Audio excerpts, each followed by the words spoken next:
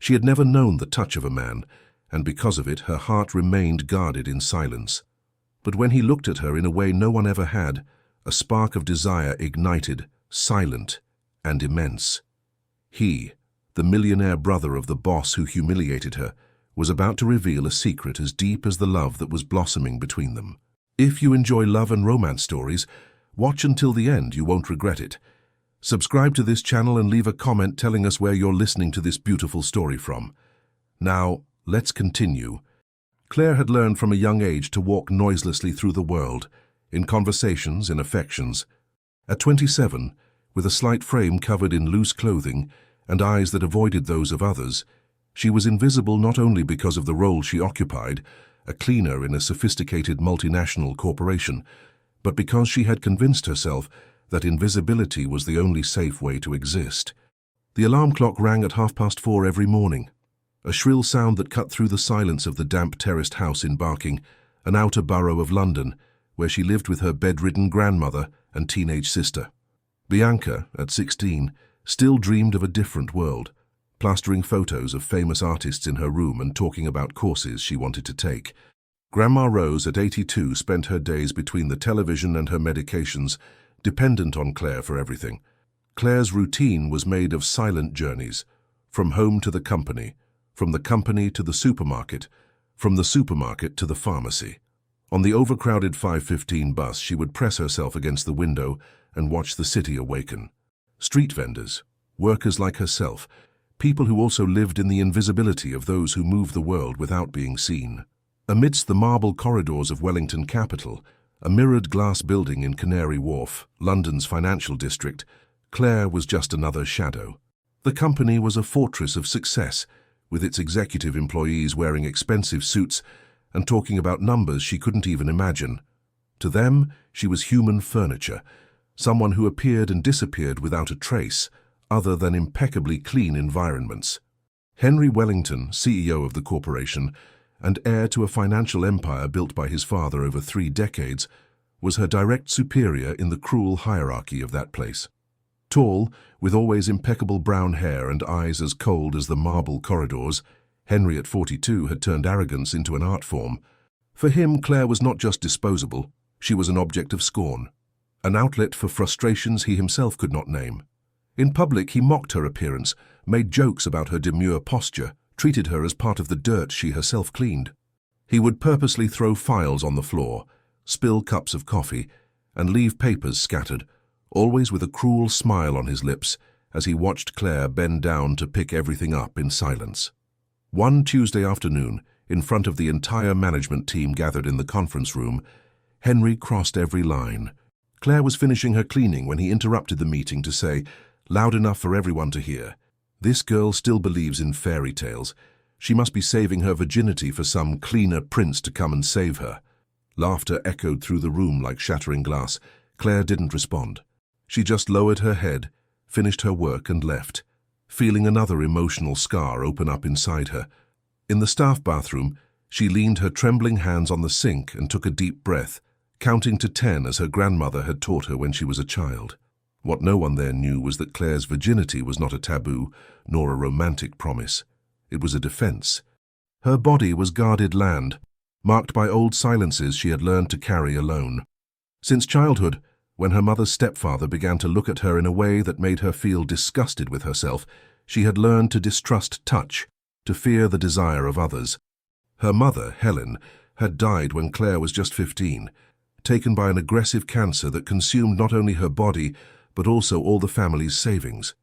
Before she died, she held her daughter's hand and whispered, "Promise me you'll take care of Bianca. Promise me you'll be strong," Claire promised. And since then she had carried the weight of that promise like a second skin. And so she spent the years between folds of sheets, the smell of disinfectant, and a loneliness that seemed tattooed on her skin. She worked from Monday to Saturday at Wellington Capital, and on Sundays she cleaned 2 family homes to supplement her income. Every penny was counted, divided between her grandmother's medicine, Bianca's education, and the basic bills of a life that seemed suspended in time. In the few free hours she had, Claire read, books borrowed from the local library, stories that transported her to worlds where people like her could also be the protagonists of their own lives. It was her way of resisting the invisibility imposed upon her, of keeping a small flame of hope alive that she herself could not name. It was on a Thursday morning, with a light rain that left the building's windows fogged, that her life changed forever. Claire was in the main lobby, organizing her cleaning cart before going up to the upper floors, when she bumped into a man who was entering with calm steps. The impact caused some cleaning products to fall to the floor, and she hurried to bend down and pick them up, anticipating another humiliation. But instead of shouts or harsh words, she heard a gentle voice. "I'm sorry, that was my fault." The man knelt on the floor beside her, helping to gather the bottles. "Are you all right?" Claire slowly lifted her eyes and met a face that seemed familiar, yet different. He was a man of about 40, with slightly disheveled brown hair, a hint of stubble, and dark eyes that carried an old sadness. He wore expensive clothes, but without the pomp she was used to seeing in the company's executives. There was a serene presence about him, almost out of place in that environment of starched arrogance. "Thank you," she murmured, taking the last bottle from his hands. Their fingers touched for an instant, and Claire felt an electric current run up her arm. She quickly lowered her eyes and moved away, pushing the cart towards the elevator. The man stood in the lobby, watching her go. There was something about her that intrigued him, the silence that was not empty but dense, the way she moved as if she wanted to disappear but couldn't completely hide a natural grace that not even the loose clothes could disguise, the eyes that avoided the world, not out of weakness but out of self-preservation. Claire didn't know it, but she had just crossed paths with Raphael Wellington, Henry's younger brother, who had been absent from public life for almost 10 years. Raphael had returned to the UK discreetly, after a long period abroad, marked by anxiety attacks, a voluntary stay in a psychiatric clinic in Northern Europe, and the profound exhaustion caused by the pressure of carrying a name he had never chosen. His return to the country was not casual. For Raphael to take control of a social impact fund worth £50 million, he had to, in the exact words of the will, personally acknowledge the human value of the corporate structure we built. In practical terms, this meant that Raphael had 6 months to walk among the company's least visible employees, to understand and document the lives of the people who made Wellington Capital function. Day to day, the will of the family patriarch, who had died 6 months earlier, had established an unusual clause that took the entire family by surprise. He had to spend time with the forgotten, the invisible, those whom his brother Henry treated as dispensable parts of a machine. It was a mission that both frightened and attracted him. After years of living in a bubble of privilege, and later on a journey of self-discovery that had taken him to the limits of his own sanity, Raphael saw in that clause an opportunity for reconnection, a chance to find a purpose that was genuinely his own, not something inherited or imposed by his family. In the days following their first encounter, Raphael began to visit the company more regularly, always observing, always trying to understand the human dynamics that unfolded in that environment. And inevitably, his paths began to cross with Claire's. First, there were casual encounters in the hallway, a discreet greeting, a glance that lasted a second longer than normal. Then Raphael began to notice her work patterns. She always arrived at 6 in the morning, when the building was still empty. She worked in silence, but with a precision and care that transformed each space into a better version of itself.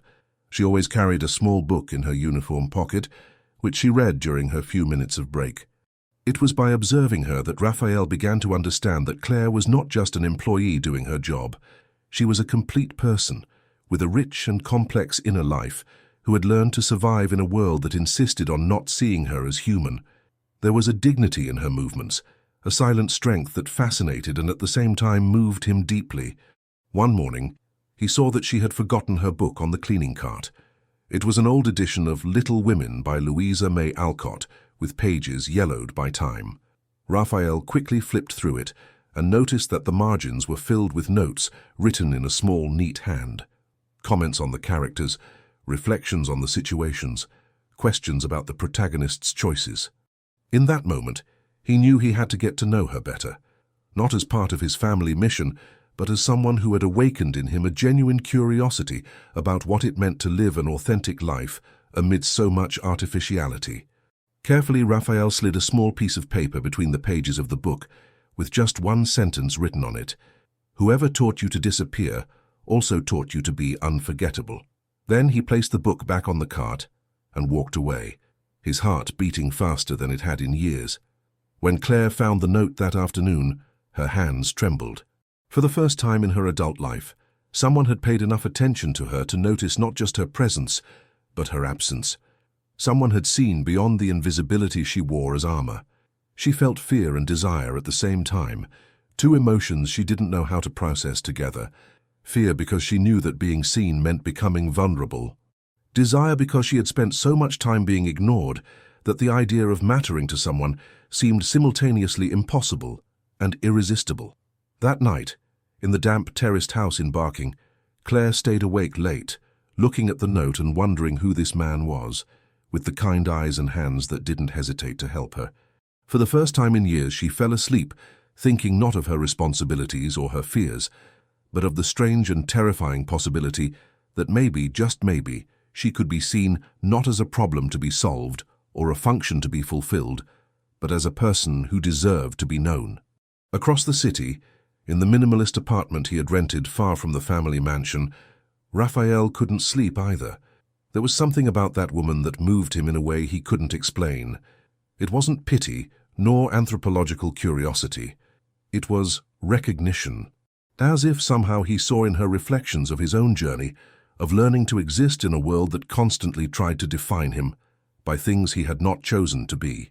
They both fell asleep that night, unaware that their destinies were already intertwined in ways that neither they nor their families could control, and that what began as a chance encounter would turn into a love story capable of questioning everything they had learned about power, social class, family, and the courage required to choose happiness, even when it comes with consequences that can change their lives forever. The following days brought a subtle but significant change to Claire's routine. She still arrived at 6 in the morning, still carried out her tasks with the same precision as always, but there was a difference in her movements, an extra awareness of her surroundings, a new consciousness that she might be being watched not with cruelty, but with genuine interest. Raphael established his own routine within the company. He arrived early, even before the executives, and spent his time talking to security guards, doormen, cleaning staff, and cafeteria workers. He said he was doing research on organizational culture, which was technically true, though his motivation was far more personal than professional. Their second meeting happened on a Tuesday, on the 15th floor, where the company's most important meeting rooms were located. Claire was cleaning the windows when Raphael appeared, carrying a cup of coffee and a small notebook. "Good morning," he said softly, sitting in one of the armchairs in the room. Claire paused for a moment, but didn't turn around. "Good morning, sir." "Raphael," he corrected. "My name is Raphael." She continued cleaning the windows, but he noticed her movements became less fluid, more self-conscious. "Claire," she murmured after a moment. "Claire," he repeated, as if testing the sound of the name. "It's a beautiful name, like Clarice Lispector." This time she turned, surprised. Most people didn't make that connection, and when they did, it was to mock the coincidence of a cleaner having the name of a famous writer. But in Raphael's eyes, there was no irony, only genuine curiosity. "My mother loved her books," Claire said, her voice barely audible. "She said she wanted a daughter as strong as Clarice's characters. And she got one," Raphael said without a second thought. "From what I can see, she certainly did." Claire felt her face flush and returned to her work, but something had changed in the atmosphere of the room. For the first time in years, she had had a real conversation with someone who wasn't her family. A conversation where she was treated as a person, not a function. "Did you read the book you left on the cart yesterday?" Raphael asked, trying to keep the conversation natural. "I did," she replied, still with her back to him, "and I found your note. I hope you weren't bothered by it." Claire stopped again, this time turning completely to face him. For a moment, Raphael saw something beyond shyness in her eyes, a sharp intelligence, a deep perception that had learned to hide behind strategic silences. "Why did you do it?" she asked. The question caught Raphael off guard. He had expected perhaps a formal thank you, or even a polite rejection. He had not expected to be questioned about his motivations by someone society had taught to never question anything. Honestly, he said, resting the notebook on his lap, because I saw someone who reads Louisa May Alcott during her work break and makes notes in the margins of her books. Because I saw someone who moves through the world with care, not out of fear, but out of respect. And because it's been a long time since I've met people who can be genuine in an environment like this. Claire studied him in silence for a few seconds. There was something about him that didn't fit with the other wealthy men who walked these corridors. A vulnerability he didn't try to hide, a way of looking that suggested he too knew some form of pain. "You don't seem like the other people who work here," she said finally. "Neither do you," he replied, "and that's a good thing." In the days that followed, these casual encounters became less casual. Raphael started appearing in places where he knew he would find Claire, always with a plausible professional excuse, but in reality just wanting to prolong their conversations. She in turn began to allow herself to look at him when they spoke. She discovered that Raphael had a smile that reached his eyes, that he listened more than he spoke, and that he treated everyone around him with the same respect he showed her. One afternoon he showed up with a new book, The Hour of the Star, also by Clarice Lispector. "I thought you might like this," he said, handing it to her. "But it's yours, you don't have to return it." Claire held the book as if it was something precious. It had been years since anyone had given her a gift, let alone a new book. "I can't accept this," she said automatically. "Why not?" "Because—" She searched for a reason that didn't sound like what it really was. The fear of accepting something good, because good things always came with a price she couldn't afford. "Because it's just a book," Raphael completed softly. "Between people who like books, nothing more than that." But they both knew it was much more than that. It was the acknowledgement that something was growing between them, something neither of them knew how to name or how to handle. Claire took the book home that night and read late. Not just the words of Clarice Lispector, but the small notes Raphael had left in the margins. Comments that showed a deep understanding of loneliness, of the struggle to find one's identity in a world that constantly tried to define people by their circumstances. It was on one of those nights that Bianca, her sister, knocked on her bedroom door. "Claire, can I come in?" "Of course." Bianca entered and sat on the bed next to her sister. At 16, she had all the vivacity that Claire had learned to hide. Loose curly hair, bright eyes full of plans and dreams that had not yet been tested by reality. "You're different," Bianca said, studying her sister's face. "More, I don't know. Less sad, maybe." Claire closed the book, carefully marking the page. "It's just tiredness." "It's not tiredness. I know you, Claire. It's something else." Bianca took the book from her sister's hands and examined the cover. "A new Lispector? You haven't bought a new book in years." It was a gift. "From who?" Claire hesitated. How could she explain that a man she barely knew, but who somehow seemed to understand her better than anyone in her life, had given her a gift simply because he noticed she liked to read? "A friend," she said finally. Bianca raised an eyebrow. "What friend? You don't have friends." The observation hurt because it was true. Claire had built her life so defensively that there was no room for friendships, relationships, connections that weren't absolutely necessary for survival. "It's complicated," Claire said. "Complicated how?" "He works at the company." Bianca was silent for a moment, processing the information. "Is he married?" "I don't know." "Rich?" "I think so." "Handsome?" Claire felt her face flush. "Bianca. Oh, so he is handsome." Bianca smiled, but then her face turned serious. "Claire, just be careful, okay? Rich men who pay attention to poor women usually want only one thing." The observation hit Claire like a punch to the stomach, because it echoed her own fears exactly. How could she be sure that Raphael was different? How could she trust his motives when she herself couldn't understand why someone like him would be interested in someone like her? "I know," she said finally. "I know that." But when she returned to work the next morning, and Raphael appeared in the archive room where she was organizing documents, Claire discovered that knowing and feeling were completely different things. "How's the book?" he asked, leaning against the door. "It's beautiful. Sad, but beautiful. Like you." The words slipped out before Raphael could filter them, and they both fell silent, surprised by the raw honesty of the statement. Claire felt something stir in her chest, a feeling she had long since learned to suppress. Don't say that, she murmured. Why not? It's true. Because people like me aren't beautiful. We're functional, we're necessary. But we're not beautiful. Raphael entered the room, closing the door behind him. Who taught you that? Life. Life, or the people who benefit from you believing that? Claire stopped organizing the documents and looked at him directly. What do you want from me, Raphael? The question was direct, blunt, and carried the full weight of a lifetime spent learning that nothing was free, that kindness always came with a bill to be paid later. To talk, he said simply, to get to know you, to find out why a person who clearly has so much to offer has convinced herself that she's invisible. Maybe because it's better to be invisible than to be seen for the wrong reasons. And what if you were seen for the right reasons?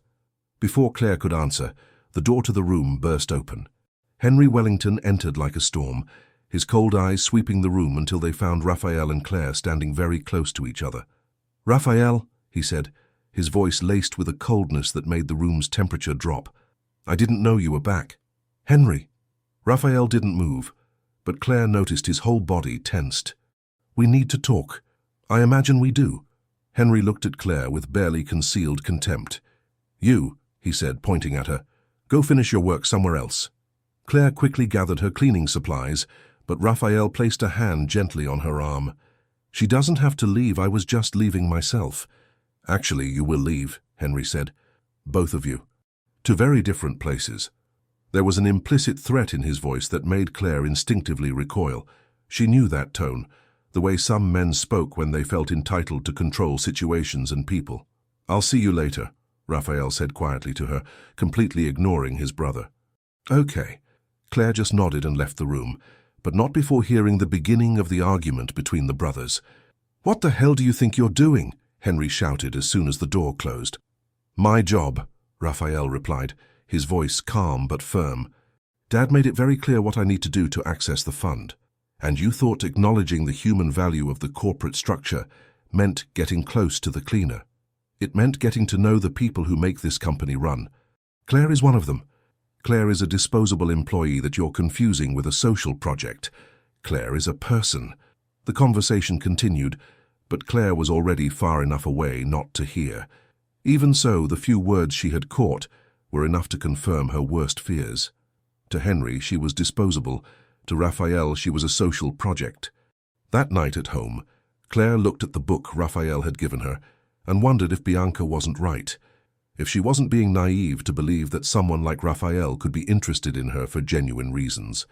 But when she remembered the way he looked at her, how he listened when she spoke, how he treated her with a respect she didn't know she deserved, Claire found herself torn between the fear of being used and the hope of being seen. It was an internal battle she didn't know how to resolve, between the protection that invisibility offered and the growing desire to be known for who she really was.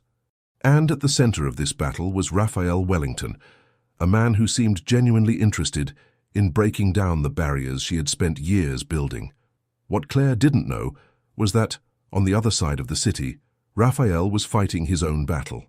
Between the family pressure he had learned to hate and the true connection he had found with her.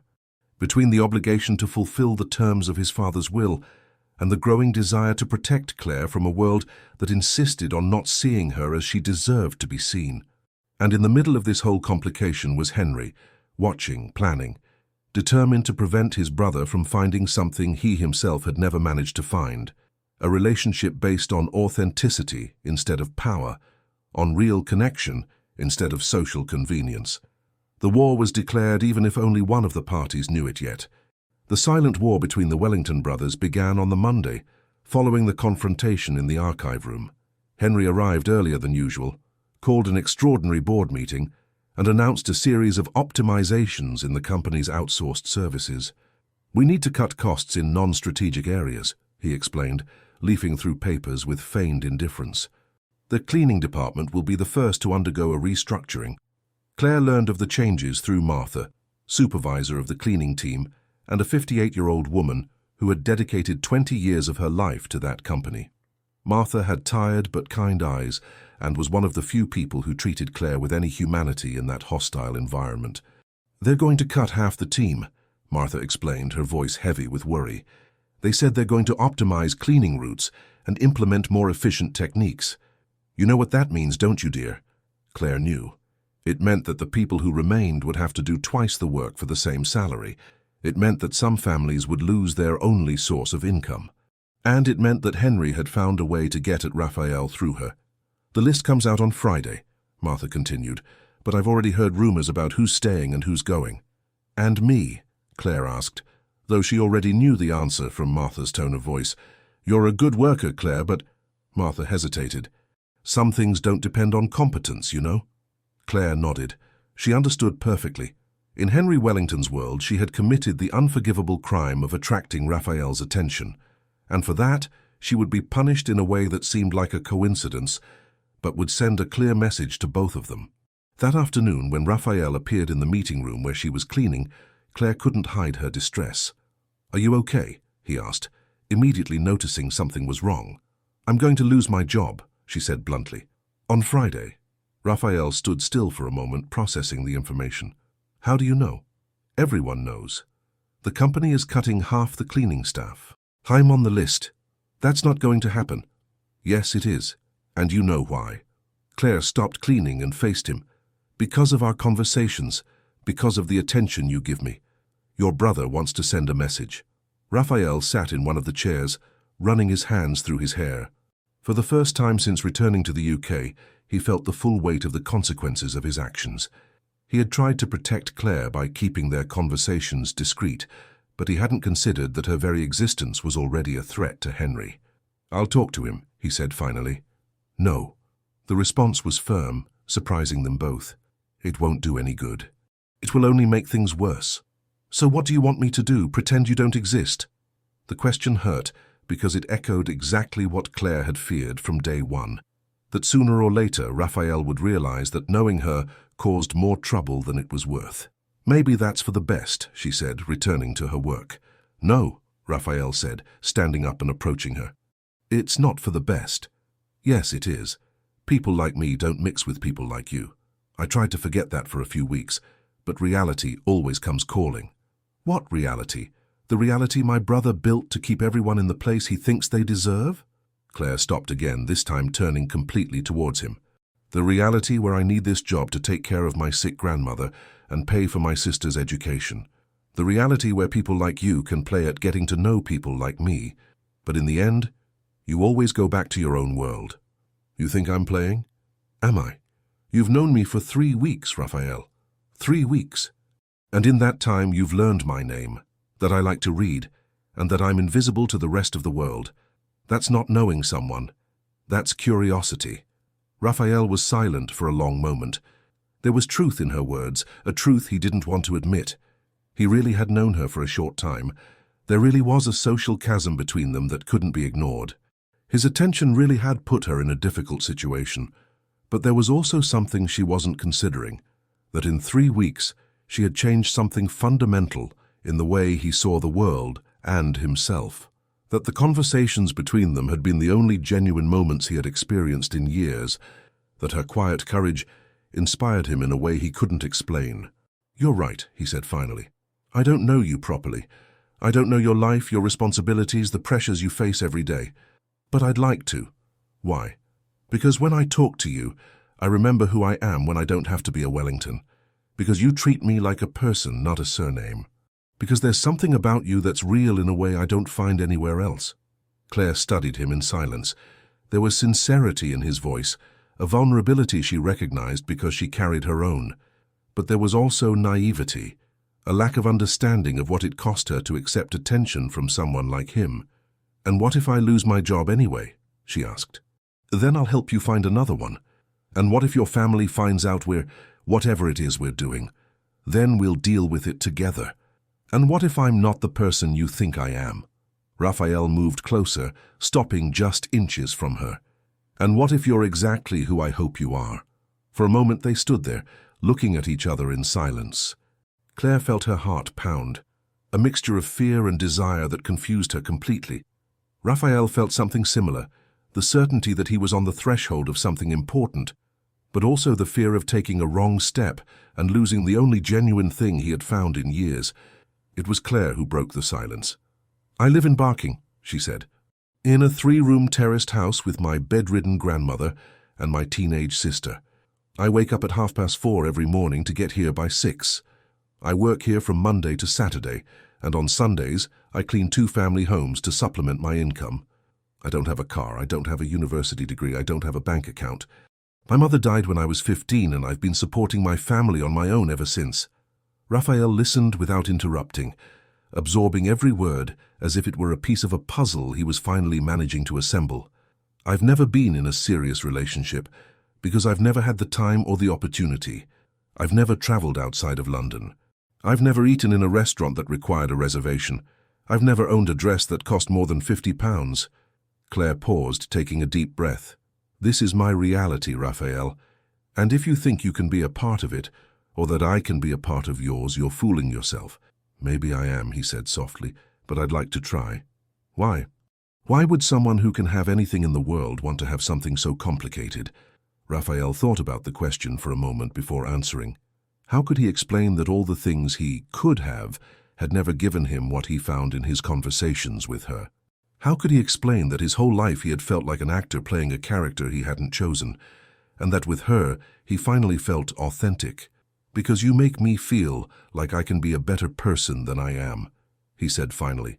And because I've never met anyone with your strength. I don't have strength. I have fear. The two things aren't mutually exclusive. At that moment the door opened and Henry entered the room. This time there was no surprise on his face, only a cold determination. He had planned this encounter. "Raphael," he said, his voice controlled, "I need to speak with you, now." "We're talking," Raphael replied, without moving away from Claire. "No," Henry said. "You were talking. Now you're going to stop." He turned to Claire, and there was something in his eyes that made her instinctively back away. "You have 2 minutes to gather your materials and leave this room. And if I find out you're using your position here to get close to members of the Wellington family with dubious intentions, you won't just lose your job. You'll have much bigger problems." "Henry," Raphael said, stepping forward. "No," Henry said, raising a hand. "Enough. If you want to play social worker, do it far away from the family business." Claire felt the blood rush to her head. For years she had endured Henry's humiliations in silence, had bowed her head to keep her job and protect her family. But something in that moment, perhaps Raphael's presence, perhaps the raw injustice of the accusation, made her react. "I'm not getting close to anyone," she said, her voice firm, "and I don't have dubious intentions. I was just doing my job." Henry smiled, but it was a cruel smile. "Your job doesn't include long conversations with members of the board." "And his job includes talking to me," Claire retorted. "If you have a problem with that, talk to him." The silence that followed was tense. Raphael looked at Claire with a mixture of admiration and concern. He had never seen her confront anyone, and the courage she showed in that moment only confirmed what he already knew. There was far more strength in her than she herself imagined. Henry, for his part, was clearly surprised. He had expected her to bow, as she always did, to accept the accusations in silence and disappear. Her resistance changed the dynamic of the situation in a way he hadn't anticipated.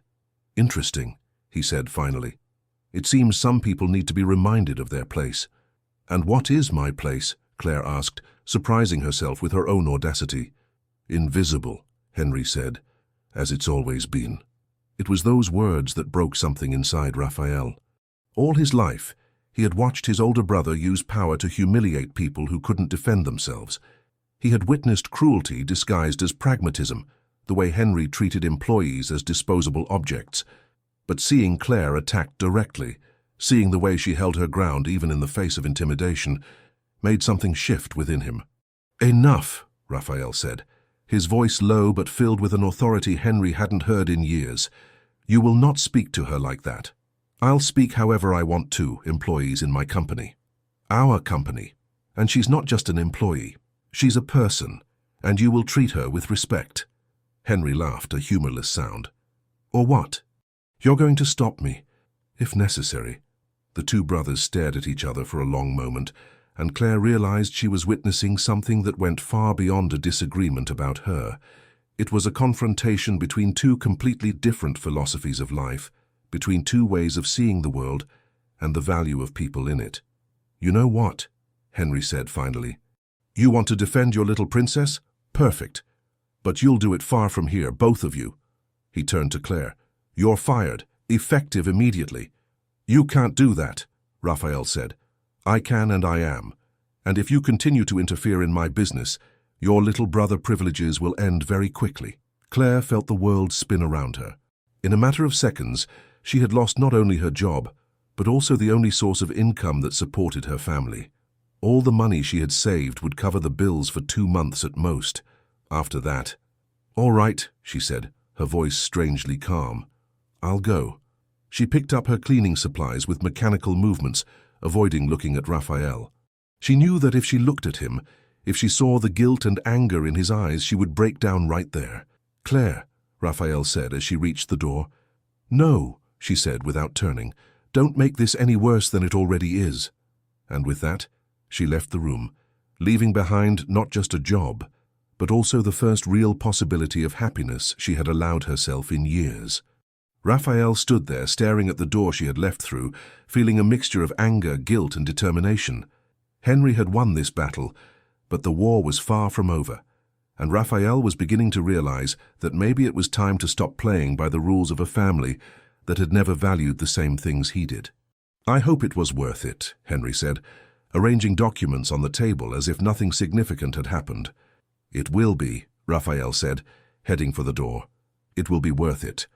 He left the room determined to find Claire, determined to prove that not all the problems she had foreseen were insurmountable. But when he reached the car park, she was already gone.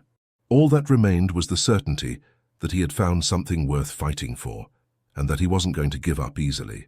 The days following her dismissal were the hardest Claire had faced in years, not just because of the loss of income, which was devastating in itself, but because of how it had happened. For the first time in her life, she had allowed herself to believe that she could be seen, valued, perhaps even loved by someone, and that belief had cost her not only her job, but also the stability of her entire family. Bianca noticed the change immediately when Claire arrived home that Wednesday, 3 hours earlier than usual, carrying a small box with her few personal belongings. "What happened?" she asked, getting up from the sofa where she was studying. "I was fired," Claire said simply, placing the box on the kitchen table. "What do you mean, fired? Why?" Claire sat down in one of the chairs, suddenly feeling the full weight of the past few months. How could she explain to her sister that she had lost her job because she had allowed herself to dream?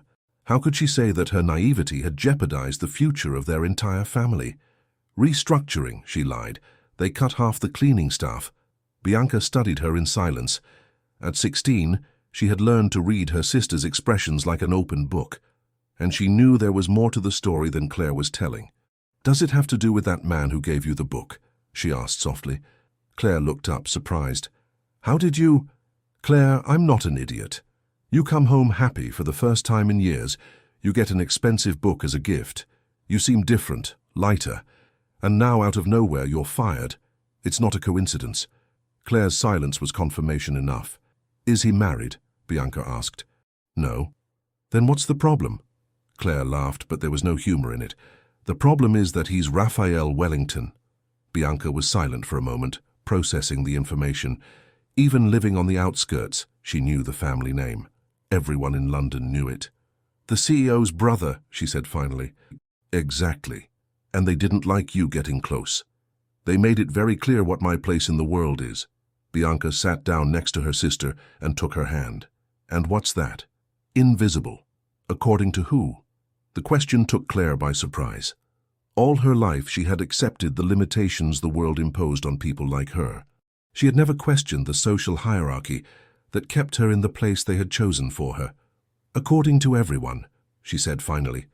"Everyone, or just the people who benefit from you believing that?" It was the second time in a week that someone had asked her that question. First Raphael, now Bianca.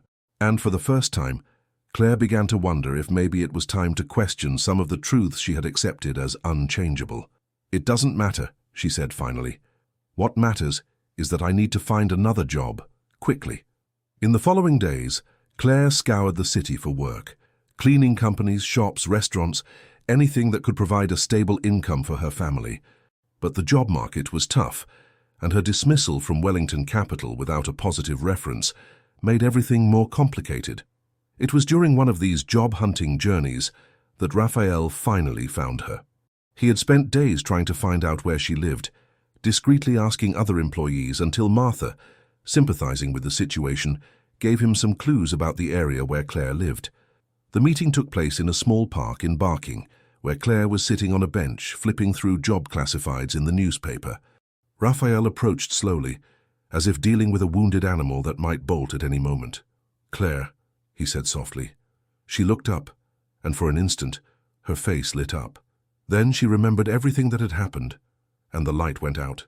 "What are you doing here?" she asked. "Looking for you." "Why?" Raphael sat next to her on the bench, maintaining a respectful distance. "Because I wanted to apologize, and because I wanted to know how you are." "Apologize for what? You didn't do anything." "Yes, I did. I got you fired." Claire closed the newspaper and looked at him directly. "No, Raphael, your brother did that. You were just naive." The word stung, but it was true. Raphael had been naive to think he could get close to her without consequences, to believe his good intentions would be enough to protect her from the realities of a world divided by rigid social classes. "You're right," he said. "I was naive, but that doesn't mean I'm giving up." "Giving up on what?" "On you, on us." Claire shook her head. "There is no us, Raphael. There never was. It was all a fantasy." "Was it?" "Because it felt very real to me." "Maybe to you, but you can afford to fantasize. I can't." She gestured around the park, to the simple houses, the unpaved streets, the raw reality of her life. "This is my world. There are no happy endings here for people who fall in love with someone they shouldn't." "Who said you shouldn't?" "Life. Your brother. Reality." Raphael was silent for a moment, observing his surroundings. It was the first time he had been to Barking, the first time he had seen up close how the people who cleaned the marble corridors of his family's company lived. The difference between the two worlds was shocking in a way that all his reading on social inequality had never managed to convey. "I want to help," he said finally. "How?" "I can get you another job. I have contacts. I can—" "No." The answer was firm. "I don't want your charity." "It's not charity. It's what? Guilt? Pity? You think you can make up for the damage you caused by offering me a job I didn't earn on my own merit?" Raphael realized he had said the wrong thing. In his attempt to help, he had wounded the very pride he admired most in her, her determination to achieve things on her own. "I'm sorry," he said. "I just wanted—" "I know what you wanted, but that's not how things work in my world." They sat in silence for a few minutes, each lost in their own thoughts. Finally, Claire stood up. "I have to go," she said. "I have 3 more places to visit today." "Claire," Raphael called as she was walking away, "this isn't over." "Yes, it is," she said without turning back. "It is." But Raphael was not willing to accept that ending. The following week, while Claire continued her job search, he began his own investigation into the labor practices of his family's company. He discovered a series of irregularities, including arbitrary dismissals, workplace bullying, and inadequate working conditions that had been ignored for years. It was during this investigation that Sophia Castello re-entered his life. Sophia had been Raphael's fiancée 5 years earlier, a relationship arranged by their families that lasted 2 years and ended when he decided to travel abroad. The daughter of an important partner of the Wellingtons, she was everything expected of a wife for someone of his social standing. Beautiful, educated, sophisticated, and completely willing to play by the rules. When she heard from Henry about the scandal involving Raphael and a cleaner, Sophia saw an opportunity. She returned from Paris, where she had been living for the past few years, and went directly to the family patriarch, Edward Wellington, Raphael and Henry's father. "Uncle Edward," she said, sitting elegantly in the family mansion's library. "I heard Raphael is back." Edward, a 72-year-old man who had built a financial empire through a combination of intelligence, determination, and an absolute lack of scruples, looked at Sophia with calculated interest. "He is, and he's already causing trouble. Henry told me. An employee, wasn't it?" "A cleaner," Edward said with contempt. "The boy always had these romantic notions about the poor. I thought his time abroad would have cured him of that." Perhaps he just needs to be reminded of his responsibilities, Sophia suggested softly, of everything he has to lose if he continues down this path. Edward studied her in silence. Sophia had always been his choice for Raphael, a woman who understood the rules of power and was willing to play the game. What are you suggesting? A wedding. Discreet, elegant, to clear the family name and put Raphael back on the right track. And you would be willing to marry someone who is clearly interested in someone else? Sophia smiled, a smile as cold as ice. Uncle Edward, I'm not looking for love. I'm looking for position, and Raphael needs to learn that certain choices have consequences. It was then that Edward revealed a secret to Sophia that only he knew. Raphael had inherited control of a £50 million fund through the will, but with a specific clause. If he married someone socially suitable before the age of 45, the fund would be released immediately. If not, the money would be donated to charity. And who decides what is socially suitable? Sophia asked. The family council, meaning Henry and I. Sophia immediately understood the situation. Raphael was being manipulated not only by his brother, but also by his own father, through a will that forced specific choices about his personal life. And if he finds out about the clause? He won't, Edward said, unless someone tells him. It was then that Henry, who had silently entered the library, spoke up, or unless he stops playing at romance and comes back to reality, he said. Which we can facilitate. How? Asked Sophia. Henry smiled, and there was something cruel in that smile. Leave it to me. In the following days, Henry put a plan into action that combined emotional blackmail and psychological manipulation. First, he spread rumors throughout the company about the relationship between Raphael and Claire, painting her as an opportunist, taking advantage of his naivety. Then, he began planting false evidence suggesting that Claire had accepted money in exchange for sexual favors. But the final blow came from an unexpected source. John Santos, Claire's biological father, a 58-year-old man dying of lung cancer in a public hospital on the city's outskirts. John had abandoned the family when Claire was just 12, disappearing one night without explanation or goodbye. Now knowing he had only a few months to live, he decided to seek out his daughter for a final confession. The meeting took place on a Saturday afternoon at the hospital itself. Claire had received a call from a nurse saying a man claiming to be her father was asking to see her. Reluctant but driven by curiosity and perhaps forgiveness, she decided to go. John was unrecognizable, thin, grey-haired, his skin yellowed by the disease, but his eyes were still the same as she remembered from childhood. Claire, he said, his voice weak. Thank you for coming. What do you want? She asked, keeping her distance. To tell you the truth, about why I left, and about something you need to know. Over the next hour, John told a story that would change everything for Claire. He revealed that before meeting her mother, he had worked as a private driver for a wealthy family, the Wellington family, and that, for 2 summers, he had had a relationship with one of the maids in the mansion, Rose Marie Santos, Raphael's mother. Are you saying that... Claire began, unable to finish the sentence. I'm saying that Raphael might be your half-brother, John said, and if that's true, you can never be together. The revelation hit Claire like a punch to the stomach. Suddenly, everything made a painful kind of sense. The instant connection between them, the ease of their communication, the feeling of mutual recognition. It wasn't love, it was blood. Are you sure? She asked, her voice trembling. Not absolutely, but the dates match up. And the resemblance... You have the same eyes, daughter. Claire left the hospital in a state of shock. For days she carried that information like a weight that threatened to crush her. How could she tell Raphael? How could she deal with feelings that had suddenly become not just impossible, but morally questionable? The answer came when she least expected it.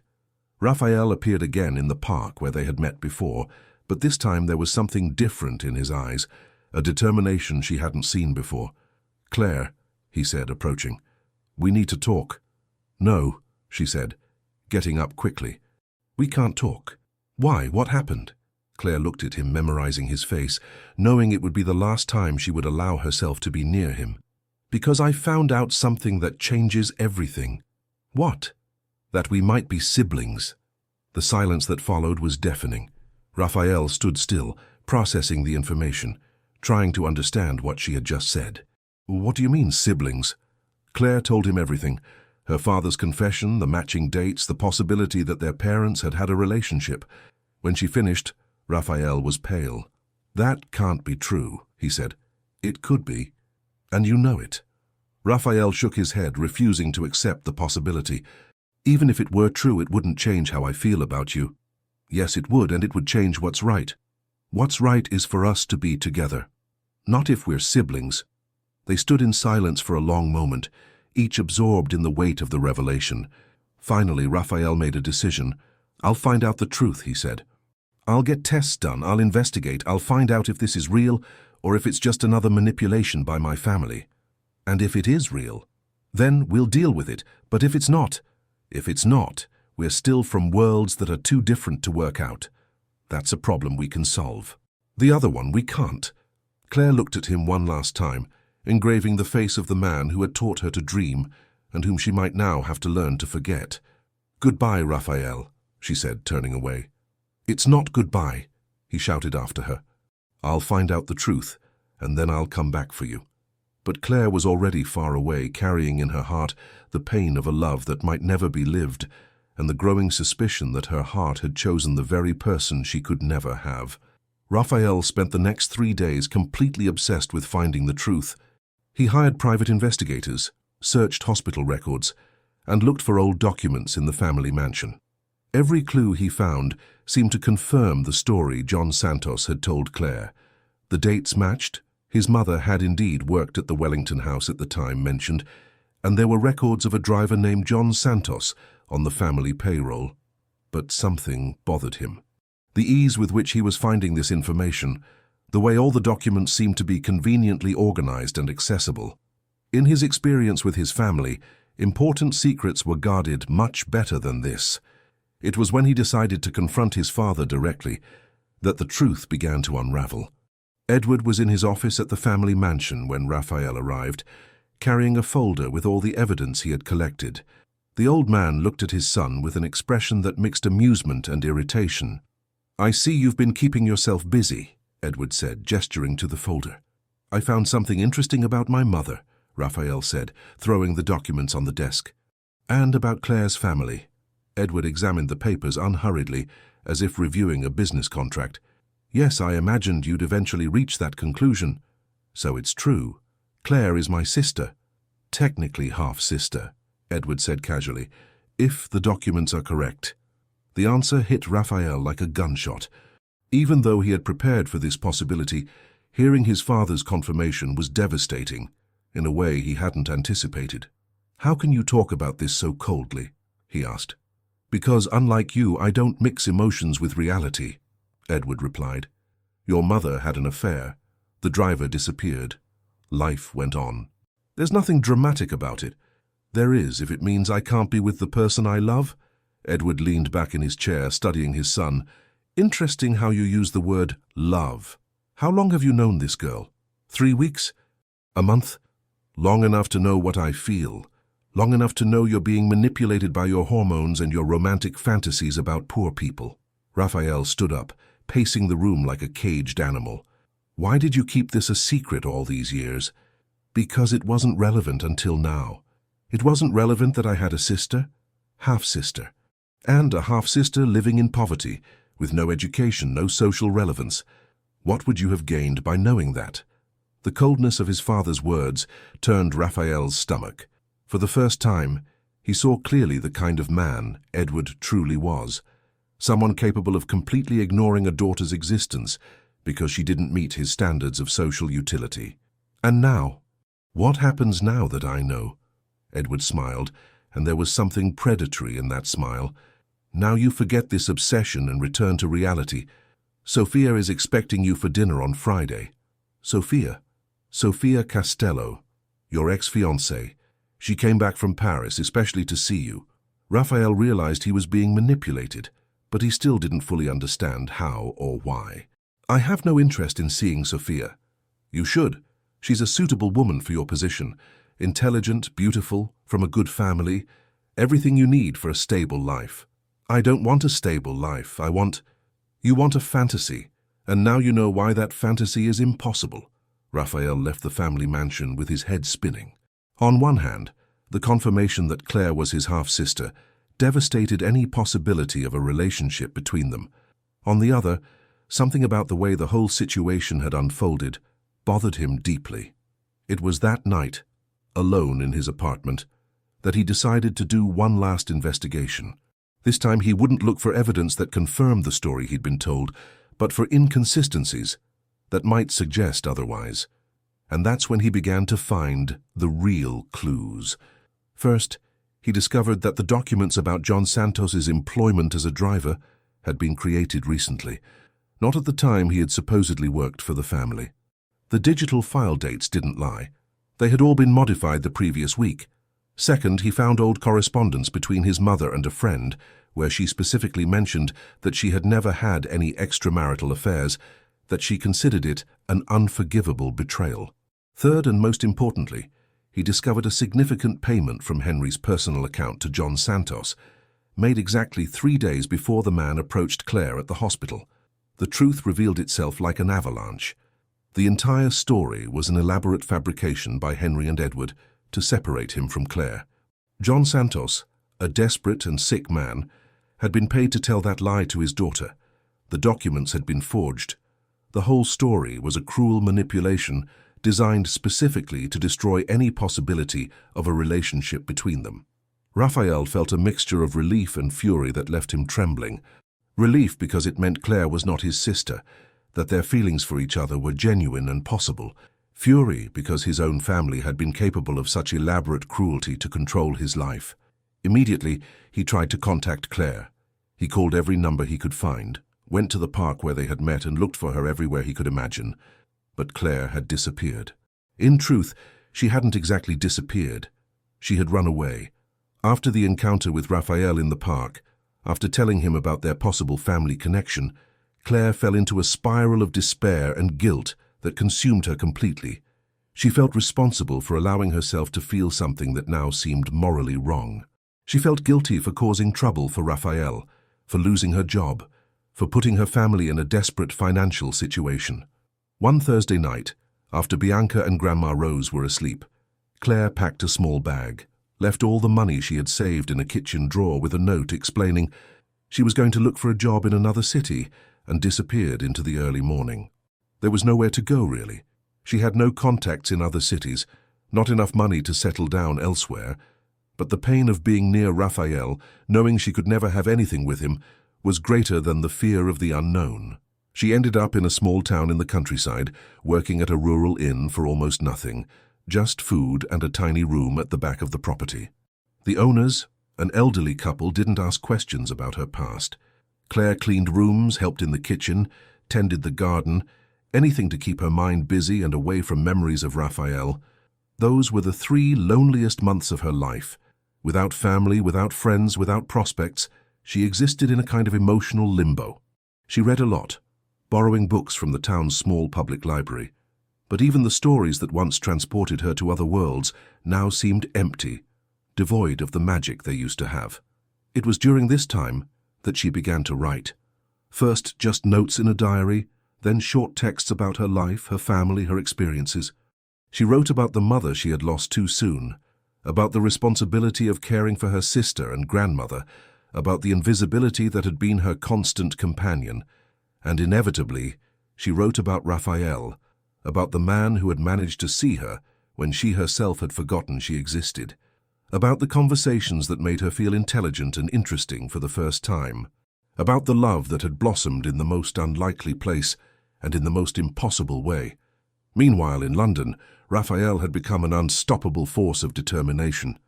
After discovering the truth about his family's manipulation, he cut all ties with Henry and Edward. He publicly renounced any inheritance or financial benefit from the family, causing a scandal that made the newspapers. "Wellington heir renounces fortune for love," screamed the headlines. The story had leaked to the press in a way that Raphael suspected had been orchestrated by Henry as a final attempt at public humiliation. But Raphael didn't care about the headlines. His only priority was to find Claire and tell her the truth about everything, about the manipulation, the forged documents, the payment made to her father, and most importantly, about the fact that they were not related at all, that their love was genuine and possible. The search lasted 2 months. Raphael hired detectives, placed ads in newspapers, and used every resource he had to find her. Henry, seeing that his brother was not going to give up easily, made one last attempt at sabotage. He spread rumors that Claire had run away with money stolen from the family, trying to tarnish her reputation irreparably. But Raphael knew Claire well enough to know that was just another lie, and he kept searching. Sophia, realizing her marriage plans were not working, decided to try a different approach. She sought out Raphael at his apartment one Tuesday afternoon, wearing an elegant dress that cost more than Claire earned in a year. "Raphael," she said when he opened the door, clearly reluctant to let her in. "Sophia, what do you want?" "To talk. About this self-destructive obsession you've developed." "It's not an obsession, it's love." Sophia laughed, a humorless sound. "Love? You knew the girl for a few weeks, Raphael. That's not love. It's a fantasy. And what would you know about love?" The question caught her off guard. Sophia had spent her entire life being groomed for strategic marriages, for relationships based on mutual convenience.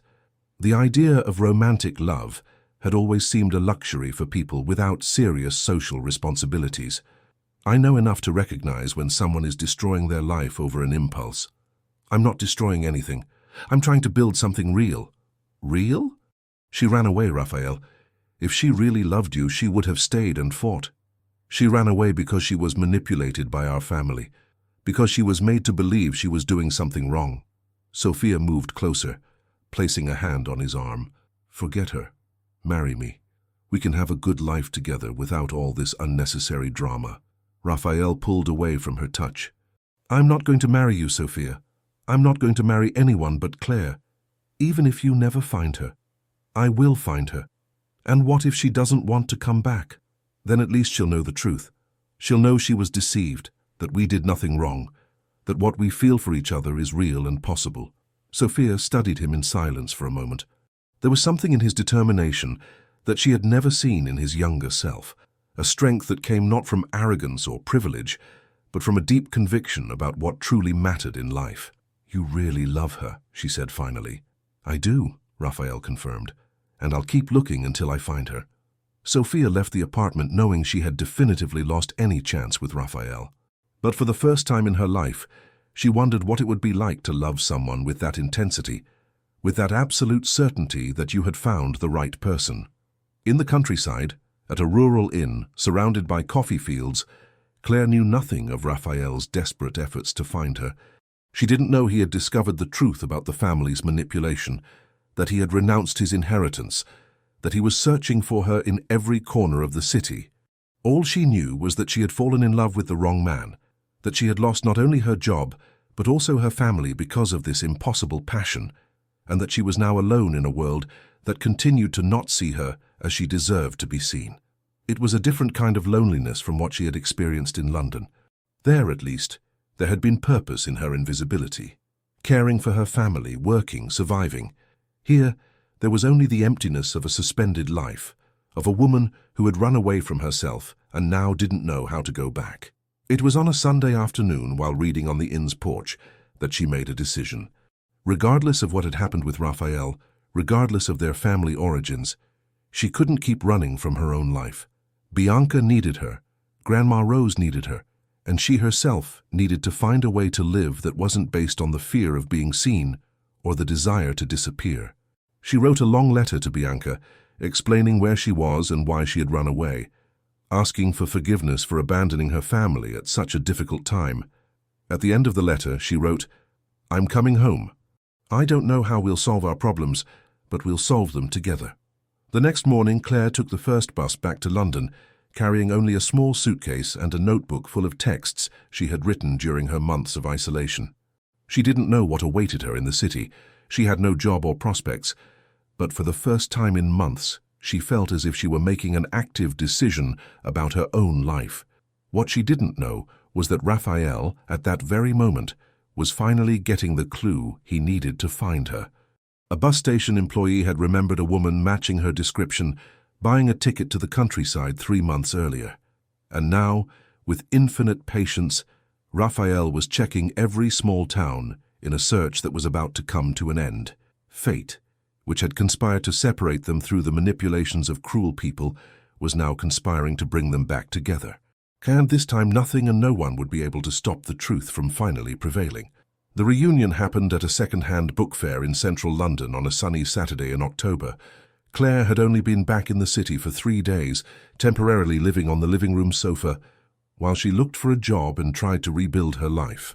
Bianca had cried when she saw her arrive, a cry of mixed relief and anger, but also of forgiveness.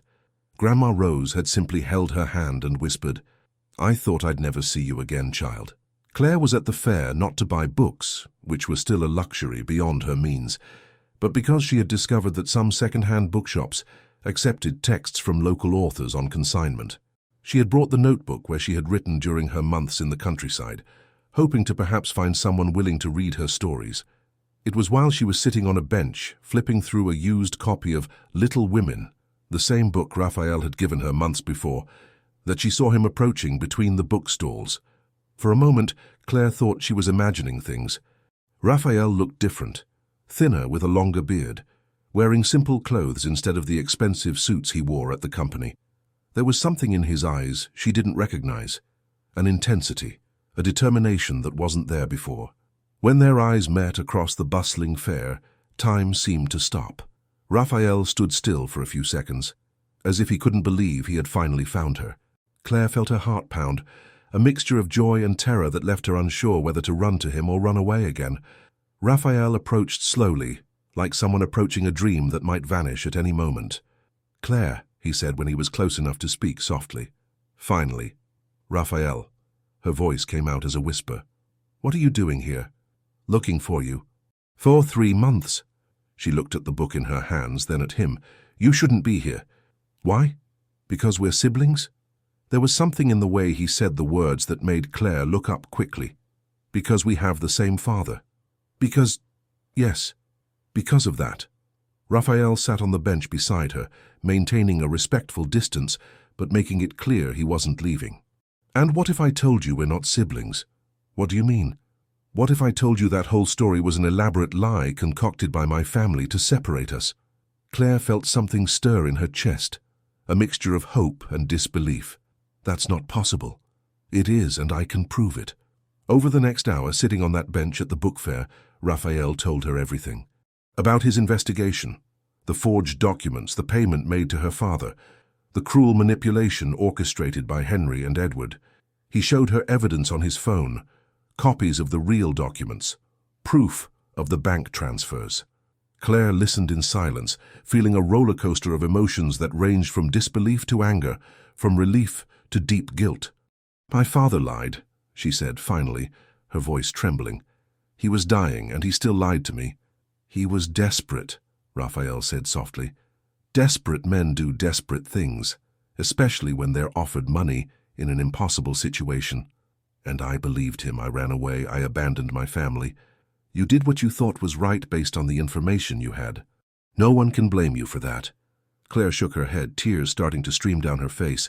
3 months, Raphael. I lost 3 months of my life because of a lie." "Me too," he said. "But now we know the truth. And what does that change? We're still from completely different worlds. You're still a Wellington and I'm not a Wellington anymore," Raphael interrupted. "I publicly renounced any connection to the family company. I cut ties with my father and my brother. The name I carry now is just that, a name." Claire looked at him in surprise. "Why?" "Because I discovered I don't want to be part of a family capable of such cruelty.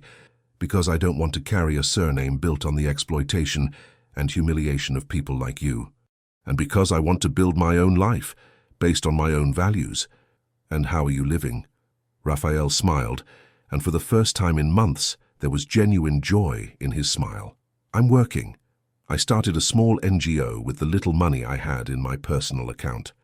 I help people who have been victims of labor abuse to sue companies. I don't earn much, but I earn enough. And for the first time in my life, I feel useful." Claire studied him in silence. There was something different about him, something that went beyond his physical appearance, a peace she hadn't seen before, an authenticity that confirmed his words. "You're happy," she observed. "Almost. One thing was missing." "What?" "You." The words hung in the air between them, heavy with 3 months of longing and uncertainty. Claire felt her heart race again. "Raphael, I know it's complicated," he said quickly. "I know my family caused you a lot of suffering. I know you have reasons not to trust me. But I also know that what we feel for each other is real. And now we know there's nothing morally wrong with it. And what if your family tries to separate us again? They can't. I have nothing left to lose that they can use against me. I don't need their approval, their money, their surname. I'm free to choose my own life. And what do you choose?" Raphael turned on the bench to face her completely. "I choose you, if you'll have me. I choose to build something real with you, even if it's hard, even if we have to face prejudice, even if we have to start from scratch." Claire closed her eyes for a moment, feeling the weight of a decision that would change her life forever. She could choose the safety of the loneliness she knew, or the terrifying uncertainty of allowing herself to be loved by someone who truly saw her. When she opened her eyes, Raphael was waiting patiently without pressure, only with hope in his eyes. "I wrote about you," she said finally, "during my months away. I wrote about us. Can I read it?" Claire hesitated, then opened the notebook and handed it to him. "It's all in there, the pain, the longing, the anger, the confusion. Everything." Raphael flipped through the pages slowly, reading excerpts here and there. They were raw, honest texts that showed not only Claire's feelings for him, but also her journey of self-discovery, her struggle to understand her own worth in a society that insisted on making her invisible. "It's beautiful," he said finally. "You have an incredible talent.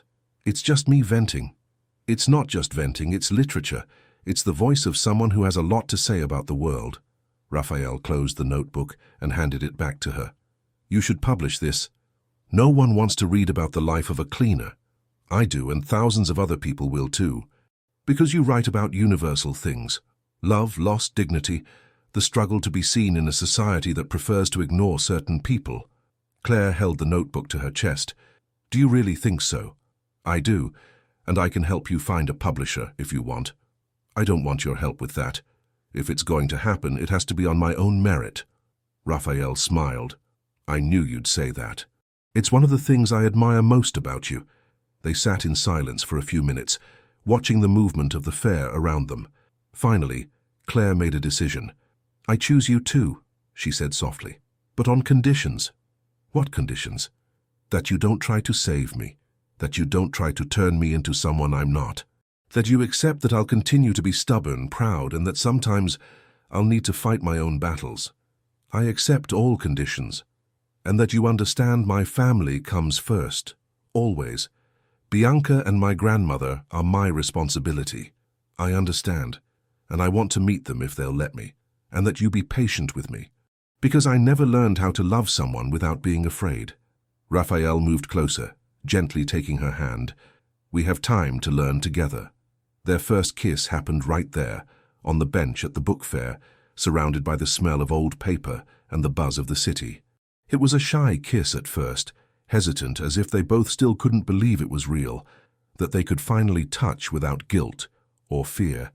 Then it transformed into something deeper, more urgent, filled with 3 months of longing and the certainty that they had overcome all the obstacles that had tried to keep them apart. When they broke apart, Claire had tears in her eyes, but they were tears of relief. "And now?" she asked. "Now we take it slow. We get to know each other for real. I'll meet your family. You'll get to know my work. We'll figure out how 2 people from different worlds can build a world of their own. And what if it doesn't work out? Then at least we tried. But it will work out, Claire. I'm sure of it." In the months that followed, they did exactly as Raphael had promised. They took it slow. He visited Claire and her family regularly, always respectful, always genuinely interested in her life. Bianca was suspicious at first, but was gradually won over by the way Raphael treated her sister, not as someone who needed saving, but as someone who deserved to be loved. Grandma Rose, with her 82 years of wisdom, declared after their 3rd meeting, "That boy has a good heart, and he looks at you like you're a treasure." Claire got a job at a small publishing house, first as an assistant, then as an editor. Raphael helped only by making the initial introduction.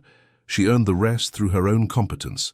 Gradually, she began showing her texts to the editors, who were impressed by her authentic voice and unique perspective on social issues. Claire's first book was published 2 years after their reunion. The Sound of the Invisible, Memoirs of Learning to Exist, became an unexpected success, selling thousands of copies and earning glowing reviews that highlighted her powerful prose and her ability to give a voice to the silenced. Raphael, for his part, expanded his NGO and became a leading figure in labor rights. He created the Rosemarie Santos Institute in honor of Claire's mother, offering free legal support to victims of corporate abuse. Their wedding took place in a simple ceremony, in a small church in Barking, with only close family and friends. Claire wore a simple but elegant dress that she had chosen and paid for herself. Raphael wore a suit he had bought at a department store. No designer labels or ostentation. Henry and Edward were not invited. Sophia, surprisingly, sent a gift and a card wishing the couple happiness. She had married a French businessman and, according to rumors, was finally happy in a relationship based on genuine affection rather than social convenience.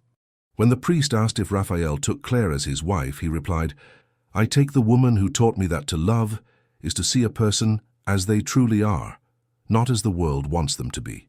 When Claire was asked if she took Raphael as her husband, she replied, "I take the man who taught me that I can be seen without ceasing to be myself." The reception was held in their own community, with live music, homemade food, and a genuine joy that didn't depend on extravagance or exorbitant spending. Martha, Claire's former supervisor, was there, as were several other employees from their old company who had become friends over the years. At the end of the night, when they were alone in the small apartment they had rented together, Claire and Raphael talked about the future. "Do you regret anything?" she asked, nestled in his arms. "Nothing," he said. "And you?" "Running away. I lost 3 months with you because of fear, but you came back, and now we're here. Forever?" "Forever." 5 years later, they had a young daughter, Helen, named after Claire's mother. They lived in a simple but cozy house in the same neighborhood where Claire had grown up, close to family, close to the community that had embraced them. Claire had published 2 more books and had become a respected voice in contemporary British literature. Raphael had expanded his institute to other cities and had become a renowned advocate for workers' rights. But more important than their professional success was the life they had built together, a life based on mutual respect, genuine admiration, and the certainty that they had found in each other not just a love, but a true partner to face the world's challenges. One Sunday afternoon, as they watched Helen play in the garden, Claire said to Raphael, "You know what's most incredible about all this?" "What?" "That it started with you seeing me. Just seeing me. And you letting yourself be seen. It was the scariest and bravest thing I've ever done. It was the best thing that ever happened to me."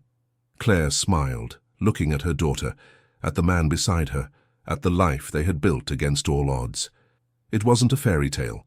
It was something better, a real story of true love between 2 people who had learned that sometimes the impossible is worth fighting for, and that sometimes, just sometimes, the impossible becomes real, when 2 people decide that love is stronger than social differences, more powerful than family manipulations, more enduring than the world's prejudices.